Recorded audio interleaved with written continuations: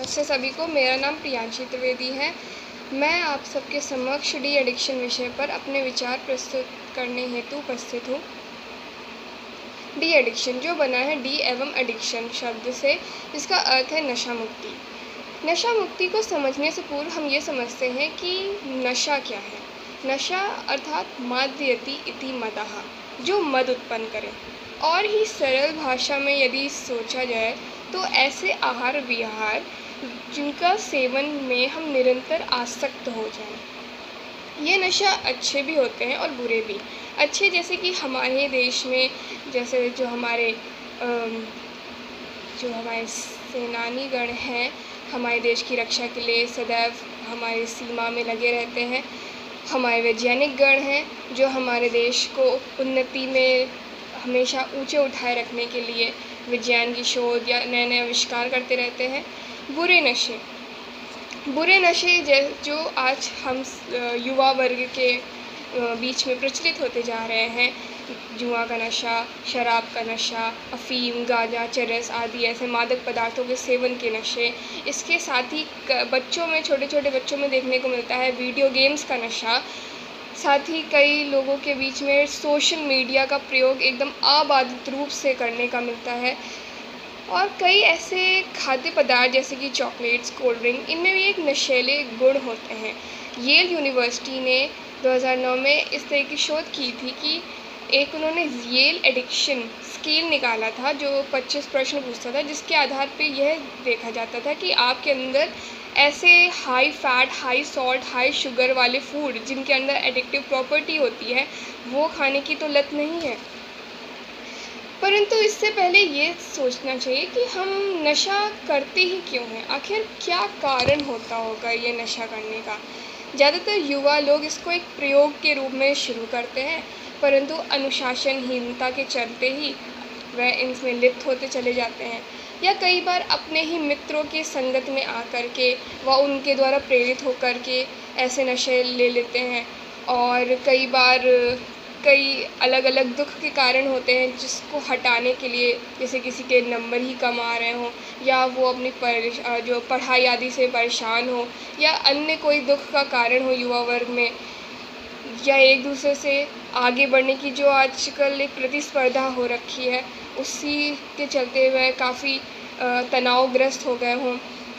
परंतु हर एक नशे का एक ही मूल कारण है, वह यह कि नशे करने से उनको एक अस्थायी सुख क्षण भर में प्राप्त हो जाता है, और इस तात्कालिक क्षण को वो स्थिर बनाने के लिए वह उस नशे को बार बार सेवन करने लगते हैं, और देखते ही देखते वह इसमें ग्रस्त हो जाते हैं। ये तो रहा कि नशा होता कैसे है, क्या कारण होते हैं। परंतु इस नशे को हटाने व इससे मुक्ति प्राप्त करने की हमारी और आप सब की यह कर्तव्य है कि जो भी इस नशीले पदार्थ में लिप्त हैं, उनको इनसे मुक्ति प्राप्त करने में उनकी सहायता करें। आप सभी ने सुना ही होगा मदात्य के बारे में। यदि कोई मदात्य से पीड़ित है तो आप उसको गोदुग्ध का एक आहार रूप में सेवन का सुझाव दे सकते हैं। साथ ही यदि किसी ने कई लंबे समय से अफीम का सेवन कर रहा है तो उसके लिए अजवाइन बहुत अच्छा उपयोगी रहेगा। इसके साथ ही कई आसन, प्राणायाम जैसे अनुलोम विलोम, शीर्षासन जैसे आसन, ये सब करे जा सकते हैं।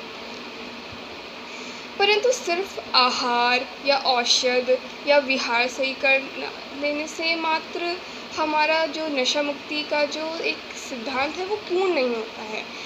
कई बार जो पीड़ित होता है, जो रोगी होता है, वह अपनी मन की बात किसी से शेयर नहीं कर पाता है, तो उसके माता पिता, उसके सखे संबंधियों का ये कर्तव्य है कि वह अपने जो भी इस नशीले पदार्थ से ग्रस्त है व उनका खुद का पुत्र या पुत्री यदि इस चीज़ों के शिकार हो गए हैं, तो वह उनकी एक सकारात्मक वातावरण दें ताकि वह अपनी बात उनसे अच्छे से शेयर कर पाए।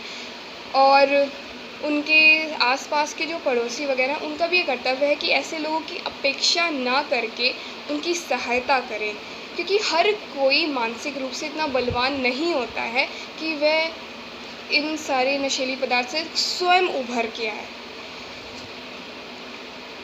जैसे कि आज हर एक देश की जो उन्नति व अवनति उसके मूल युवा वर्ग पर ही निर्भर करती है। और हमारे जो ये भारत देश है, जो आर्यावर्त देश है, जहाँ से वेदों का उद्गम हुआ है, जो अनंत संस्कृति व का जननी है ये भारत, वहाँ के युवा वर्ग जहाँ पे नारी शक्ति का नशा होता था, आक्रांताओं से रक्षा करने का नशा होता था, अब उसी युवा वर्ग में ऐसे मादक पदार्थों का नशा आ चला है। तो ये सामाजिक जो अव्यवस्था है उसको पुनः स्वस्थ बनाने के लिए आप और हम सभी का ये कर्तव्य है कि यदि आप कोई भी इस प्रकार के रोगी को अपने सामने देखें तो उसको समझाएं व उसको सुझाव दें। यदि आपके आसपास कोई रिहैबिलिटेशन सेंटर है तो वहाँ पे उसको भर्ती कराएं। हमारे भी कॉलेज में एक नशा मुक्ति केंद्र व शोध केंद्र है, जहाँ पे यदि कोई हरिद्वार का निवासी है तो वह वहाँ पे आ सकता है। अंततः मैं अपनी वाणी को विराम देते हुए बस यही कहूँगी कि इस देश और इस देह के नियंत्रणकर्ता आप हैं, हम सभी हैं, और हम सब की ये कर्तव्य है कि हम ऐसे रोगियों को जो नशा में लिप्त हैं इनको मुक्त कराएं नशाओं से, एवं क्योंकि हम सब ही एक उचित मृत्यु के अधिकारी हैं। धन्यवाद।